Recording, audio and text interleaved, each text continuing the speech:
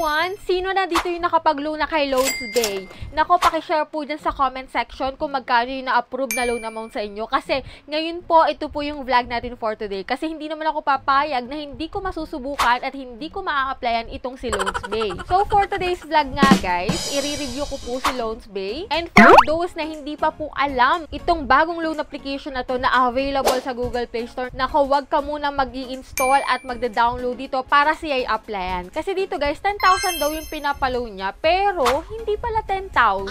At marami ding nagsasabi na mabilis rin daw mag-release dito ng pera once na nag-apply ka. Pero syempre, check muna natin kung totoo talaga yung mga sinasabi nila. Mas maganda na tayo mismo ang makakakita at makaka-experience ng loan application na to.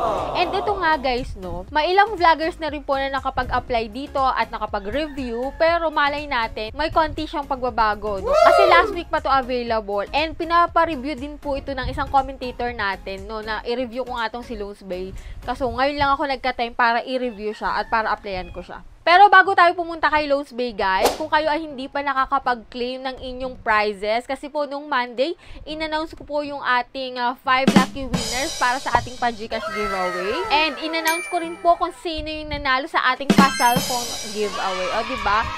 Kung hindi ka pa po nanalo, may next month pa, may next Monday pa, huwag ka mawalan ng pag-asa. And always stay connected. And huwag mong kalimutang mag-like at mag-comment dyan sa comment section para at least malay mo next week, pangalan mo na yung makikita mo dyan. Ayan, kung hindi ka pa familiar dito kay Loansbay. So, dito guys, meron siyang 4.4 stars, 134 reviews. Pero, dun sa mga ibang vlog na nakita ko, 5.0 stars siya and 171 yung reviews niya. Medyo umunti ngayon ha. And ito nga guys, no, sa kanyang ads, ayan, fast approve, get your money quickly. So, madali ka makaka-receive ng pera once na nag-apply ka dito. So, check muna natin tong loan application na to bago ka mag-apply.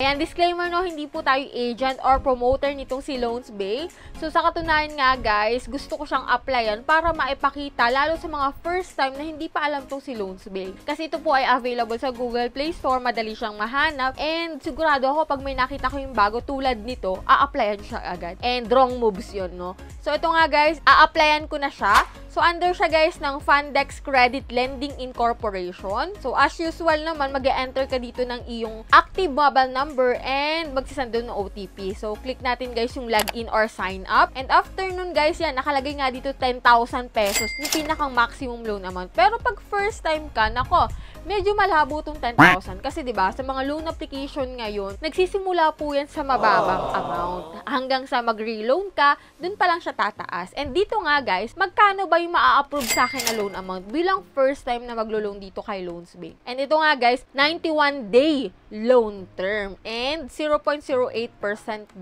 per day interest. Check natin kung legit siya, no? Ayan, click lang natin yung allow. And click natin to guys yung apply. And ito yung mga fill upan mo dito. So, expect mo na ma-fill upan mo rin to once na nag-apply ka. Pero kung ayaw mo namang magsayang ng oras ka fill up at gusto mo na malaman kung magkano yung mauutang mo, edi panoorin mo tong video na to. And then ito nga, basic information all about yourself lang naman to and work information. Then dito sa emergency contact, 4 yung hinihingi nila. Medyo marami to guys, no? And isipin mo kung sino ilalagay mo dito kasi pag na-overdue ka, ito yung tatawagan or iti-text. Para hindi ka na rin mag-worry. Kaya, isipin mo kung sino talaga yung ilalagay mo dito. After nun, guys, click natin yung next step. And yan, ito po yung mga identity information. So, pipili ka lang po dito ng isa na available sa'yo. At ito nga yung kanila recommended ID or yung may high quota ng passing rate. Which is ito yung national ID, SSS, passport, postal, UMID voters, and driver license. And kung wala ka naman dyan, may other option naman which is GSIS ID, TIN, PRC, and PhilHealth. Then, after mo ilagay yan, guys, yung picturean mo lang yung ID mo and may facial recognition ka dito. And after nun, guys, dito tayo kung saan mo pwedeng ma-receive yung pera mo. So, kung makikita mo dito, guys, no, kung mag-a-add ka ng withdraw method,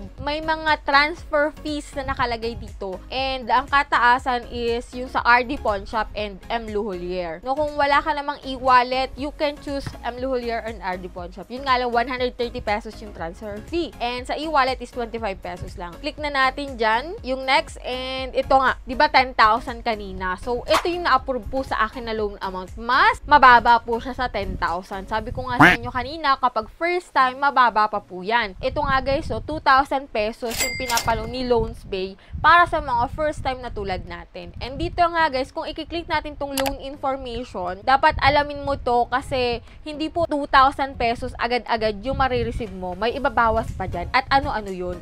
So, dito sa loan information, nakalagay dito yung disbursal amount, which is ito yung marireceive mo. 1,135 na lang. So, halos natanggal is kalahati, no? May platform fee na sobrang taas, 840 pesos. And ito yung channel fee na 25 pesos kung GCash yung pinili mo, no? So, yan, after 7 days, babayaran mo na siya ng 2,000 pesos.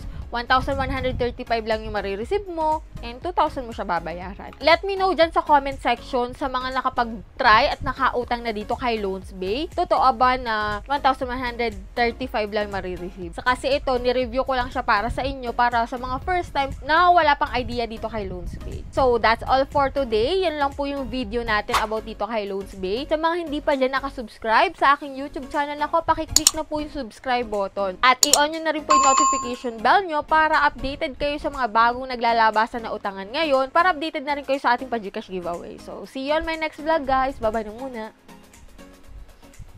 Cryptocurrency rates are constantly changing, and you can profit from this fact. Via rate differences, you will earn up to 18% weekly. It doesn't matter how much you plan to invest, as you can try it out with any budget. Never worked with cryptocurrency before? Just request a beginner's guide by the link.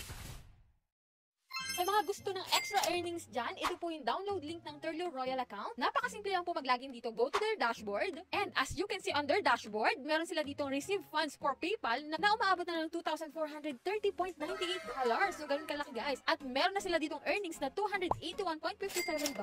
Napakarami na rin ng transaction na naganap dito within a week. As you can see sa status ng kanilang transaction, puro in progress at marami na rin completed. So, wala nang paligoy-ligoy guys. Ito po yung kanilang login account, which is itong turloroyalgroup@gmail.com. And dito po yung password, I want 25%. And if you will make a trade, I would suggest guys na gamitin mo yung fast payment kasi meron yung 10% extra rate. Kung saan guys, mabilis yung payout at within 24 hours, nasa kamay mo na yung iyong earnings. Kaya ano pang inaantay mo guys? Mag-trade ka na dito kay Turlo.